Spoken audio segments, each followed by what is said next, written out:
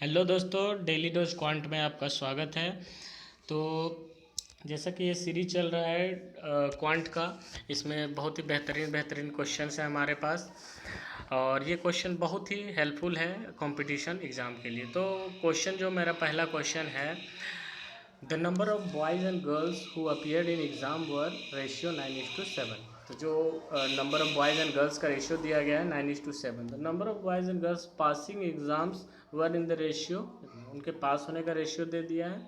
अब बोल रहा है कि if 60% of girls passed in exams find the percentage of boys. अब हमारे पास क्या दिया हुआ है, गर्ल्स क्या हो जाती है, 60% पास हो जाती है। तो सबसे पहले जो मेरा क्वेश्चन में गिवन है कि बॉयज़ एंड गर्ल्स का जो रेशियो है 9:7, और जो हमारे पास पास का रेशियो था वो 3:2 का दे दिया कि पास हो रहा है। अब बोल रहा है कि जो हमारे पास जितने भी गर्ल्स थे उसमें से 60% क्या हो जाता है एग्ज़ाम में पास। तो अगर ये जो हमारे पास टोटल गर्ल्स, अगर मान लें कि हमारे पास टोटल गर्ल्स अगर 7 है, उसका अगर 60% अगर हम लोग निकालें तो इसका 60% कितना हो जाएगा हमारा 4.2। यानी कि इसका 60% 4.2 क्या हो जाता है, पास हो जाता है। और पास हमारा ऑलरेडी क्या दिया हुआ है, 2। तो 2 का जो वैल्यू है हमारे पास वो क्या निकल जा रहा है, 2 का। अब 2 का इक्विवेलेंट मेरे को कितना दिया हुआ है, 4.2। तो 1 का वैल्यू कितना हो जाएगा, 2.1। अब 1 का वैल्यू, तो उसी तरह अगर 2 का वैल्यू जो दिया हुआ था मेरे पास, 1 का इक्विवेलेंट तो निकल गया। अब हम लोग 3 से उसी तरह हम लोग बॉयज़ में निकाल लेंगे, तो हमारे पास टोटल 6.3 हो गया। अब 9 का हाउ मच परसेंट 6.3 होता है, तो 9 7 जा 63, तो वो 70%। तो इस तरह से हमारा क्या हुआ, बॉयज़ का परसेंटेज मेरा निकल गया। बॉयज़ का परसेंटेज निकल गया, 3 के इक्विवेलेंट 6.3, और 6.3 जो है वो 9 का कितना परसेंट है हमारे पास, 70% है। तो ये हो गया पहला क्वेश्चन। अब दूसरा क्वेश्चन देख सकते हैं आप कि x square plus y square sec theta plus x square minus y square tan theta is equal to 9। And same नीचे जो दिया हुआ है, x square plus y square into tan theta plus x square minus y square into sec theta is equal to 5, then find the value of 3x square plus y square. तो इस तरह का question में अगर हम theta, अगर suppose that theta अगर नहीं रहे तो मेरे लिए क्वेश्चन आसान हो जाता। तो हम क्या करेंगे, थीटा इक्वल टू 0 पुट कर देंगे, क्योंकि 0 रखने से क्या हो जा रहा है, टेन 0 0 हो जाता है, और हमारा सेक 0 क्या हो जाता है, 1। सेक ज़ीरो मेरा क्या हो जाएगा, 1 हो जाएगा। तो सेक ज़ीरो का क्यों होता है, क्योंकि कॉस ज़ीरो का भी वैल्यू क्या होता है, 1 होता है, इसीलिए उसको उल्टा भी कर देंगे रेसिप्रोकल, तो भी क्या हो जाएगा, 1। अब जैसे ही मैंने थीटा इक्वल टू 0 बैठा दिया, देखो कितना सिंपल मेरा इक्वेशन हो गया। यहाँ पर 10 वाला पार्ट में टेन 0 इक्वल टू ये वाला पार्ट 0 हो जाएगा, तो ये पूरा ही क्या हो गया, 0 हो गया, ख़त्म। यहाँ से हो गया ये वाला पार्ट पूरा ही ख़त्म। तो ऊपर से जो मेरा बचा यहाँ पर, इसका वैल्यू हो गया 1, इधर से सेक का वैल्यू हो गया 1। तो यहाँ से दोनों का वैल्यू 1 हो गया। अब देखिए कितना इजी हो गया मेरा value, x square plus y square equal to 9, क्योंकि 10 वाला पार्ट तो 0 हो गया था। इसी तरह इधर वाला 10 वाला part x square minus y square. अब दोनों को अगर ऐड कर दोगे तो एक्स का वैल्यू निकल जाएगा 2x स्क्वायर इक्वल टू 40, तो एक्स स्क्वायर का वैल्यू 7। अब हम क्या करेंगे कि एक्स स्क्वायर का जो वैल्यू है यहाँ पर फर्स्ट वाला इक्वेशन में अगर हम पुट कर देते हैं, एक्स स्क्वायर के जगह पर 7 plus y square is equal to 9, तो वाई स्क्वायर का वैल्यू क्या हो गया मेरे पास, 2। अब जो मेरे पास जो क्वेश्चन में पूछा था कि किसका वैल्यू पूछा है, 3x square into y square, 3x square का वैल्यू मेरे पास 7 है और वाई स्क्वायर का वैल्यू 2 है, तो मल्टीप्लाई करने पे क्या हो जाएगा, ये 42 आंसर। अब आते हैं नेक्स्ट क्वेश्चन। नेक्स्ट क्वेश्चन ये बहुत ही कंपटीशन का एक तरह से बोल सकते हो आप फेवरेट क्वेश्चन। यहाँ पे इस तरह का जो फॉर्मेट है, sec x square minus sec x equal to 1, या फिर इसी का फॉर्म में कुछ और भी हो सकता है। तो हमारा टारगेट क्या रहेगा कि, क्योंकि हम लोग 3 आइडेंटिटी जानते हैं स्क्वायर के फॉर्म में, sine square theta plus cos square theta is equal to 1, sec square theta minus tan square theta is equal to 1, और cosec square theta minus quarter square theta is equal to 1।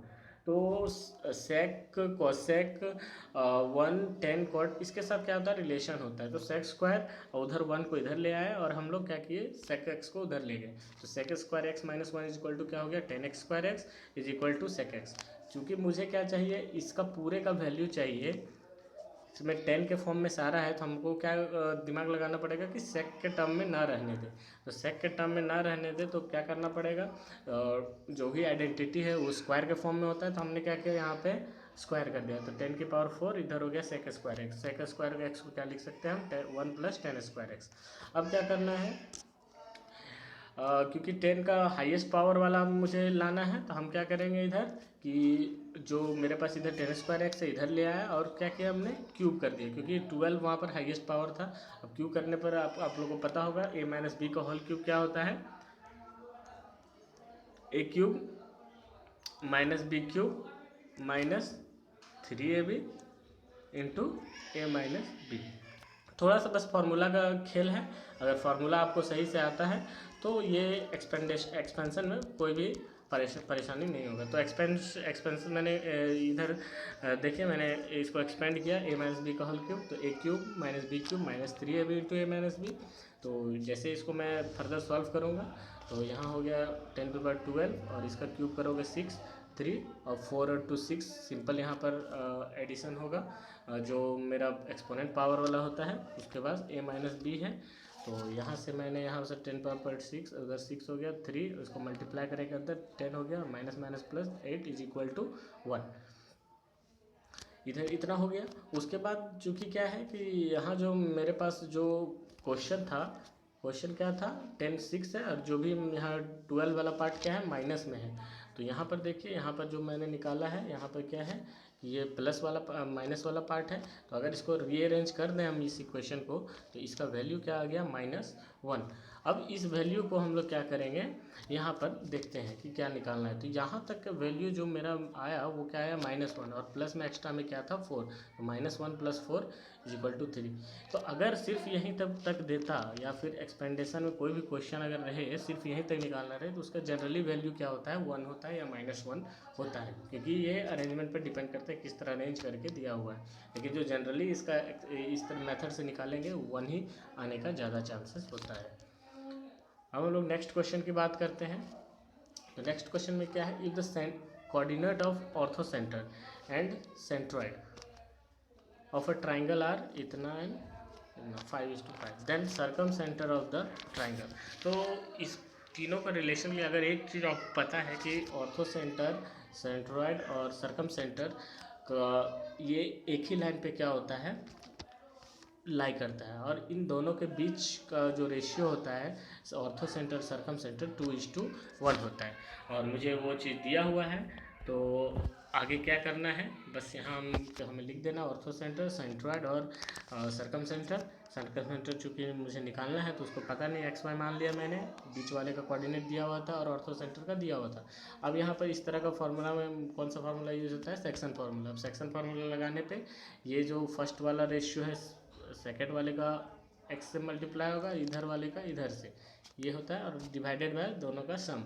तो 2x - 5/3 = 5। तो यहाँ से solve करोगे further, तो x का जो value आ जाएगा, तो x का वैल्यू आ जाएगा 10, और फर्दर सेम इसी तरह 2y के साथ मल्टीप्लाई होगा, और 1 क्या होगा 7 के साथ मल्टीप्लाई डिवाइडेड बाय दोनों का सम ऑफ रेशियो। तो यहाँ से क्या हो जाएगा, इस तरह से फर्दर सॉल्व करोगे तो y का वैल्यू 4।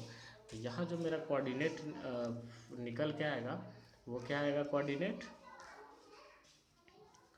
10 और 4। तो ये जो मेरा सेंट्रॉइड निकल गया, सॉरी ऑर्थो सर्कम सेंटर निकल गया वो 10:4। बस आपको ये कंसेप्ट अगर याद है कि ये तीनों सेम लाइन पे लाई करता है, और जो रेशियो होता है 2:1 किसके बीच में, ऑर्थो सेंटर और सर्कम सेंटर के बीच में। अब हम लोग आते हैं नेक्स्ट क्वेश्चन में। नेक्स्ट क्वेश्चन जो हमारा है, the value of this expression is what. तो ऊपर में क्या है 1 - 2 sin² x, और नीचे क्या है cos² x - sin² x। तो अगर कोई वैल्यू अगर नहीं पुटिंग हो रहा है, अगर इस तरह से हम लोग चेंज कर पा रहे हैं कि दोनों क्या हो एक दूसरे से कट जाए, तो हम लोग इजीली सॉल्व कर सकते हैं। तो हम लोग थोड़ा सा दिमाग लगाए कि cos² x और sin² x में किसी एक को दूसरे के टर्म में चेंज कर सकते हैं। ऊपर के एक्सप्रेशन के अकॉर्डिंग हमने देखा कि वहाँ पर 2 sin² x, अगर इसको चेंज कर दे तो ये 2 sin² x बन जाएगा। अब इसका वैल्यू जो cos² x - sin² का वैल्यू अगर पुट कर दे तो ऊपर नीचे वाला पार्ट क्या हो जाएगा, ये वाला पार्ट कैंसिल हो जाएगा, और जो हमारा आंसर हो जाएगा वो क्या हो जाएगा 3। तो दोस्तों अगर आपको ये वीडियो पसंद आया तो दोस्तों के पास शेयर करें और लाइक करें और चैनल को ज़रूर सब्सक्राइब करें इस तरह का डेली डोज ऑफ क्वांट के लिए। ये आपको कंपटीशन में बहुत ज़्यादा हेल्प करेगा और 9-10 के एग्ज़ाम में भी आपको बहुत ज़्यादा हेल्प करेगा। Thank you.